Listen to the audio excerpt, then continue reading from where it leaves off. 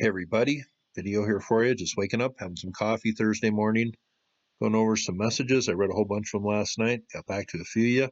Some of you I will be getting back to shortly, but I really appreciate those. A whole bunch of cool things to look at there. And that's why I don't go over my messages a lot, because I know I need to reserve a whole bunch of time for that, because there's a whole bunch of stuff to look into and it's time consuming, but I always appreciate those. And a few of the requests that I got are just questions.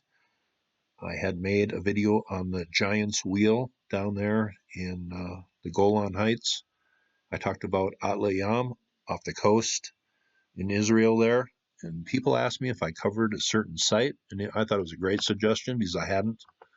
Or at least I don't think I have. One of these days I'm going to make a video on something I've already covered before and just forgotten about. But here, this is called Jethro's Cairn, is one of the names for it here. Here is the monument right here. Originally, they thought this was a fortification to a wall or something. Research done about 6-7 years ago kind of brought this feature to light. I know people did videos on this about 6 years ago.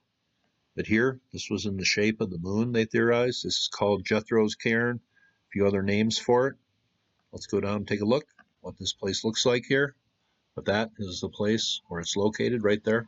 No up-close images on street view, but on the road down here, if you take a look up into the hills up here, you can just see it peeking out right up here.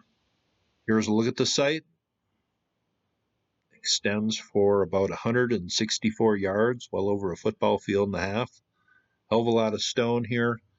The local name, I'll do my best, Rujum en-Nabi Shu'ayb, and that means the stone head of the prophet who is Jethro. Jethro's Cairn is an ancient megalithic monument consisting of a crescent-shaped heap of field stones located some 15 kilometers from the Sea of Galilee. And it's a fairly inaccessible hillside, it says. It has been measured as 14,000 cubic meters, or just under 500,000 cubic feet in volume, and about 150 meters long.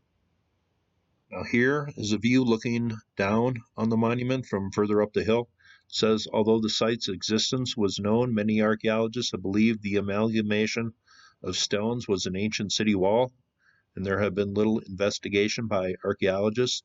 In 2014, Ido Wachel of Hebrew University, PhD candidate, discovered that the structure stood alone and did not act as any sort of fortification.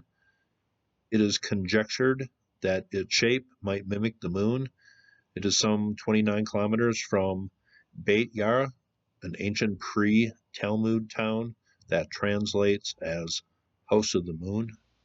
Here's a website I will leave below, older than Stonehenge, mystifying moon god stones uncovered in Israel.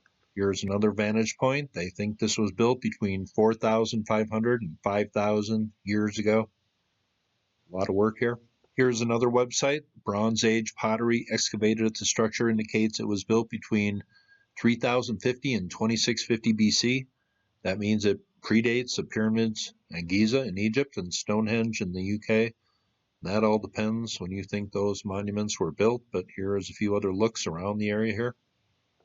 Here's a story from Sci News. You see here down at the bottom, most of these stories came out about 5.5 years ago when real research was done on this place. But I thought this would be a good one to include since I talked about those two other places nearby that are very, very old. The story came out about 5.5, 6 years ago and then kind of disappeared. I thought I'd revive it a little today. They say it would have taken a team of 200 workers about 5 to 7 months to complete this. I was peeking around at this region north of the Sea of Galilee, and I'm not sure who's associated to some of these ruins up here, but they appear very old. Here's a look down on the site, perfectly aligned to north. The moon was very important to ancient cultures, 5,000 years ago for sure. We had Thoth, the moon god in Egypt. To the north and east, we had the Sabians and their moon god Sin. That is a video from a place I've talked about fairly recently. My phone is going off. I think I will end it there. Hope you thought that was cool, and you all have. Very safe.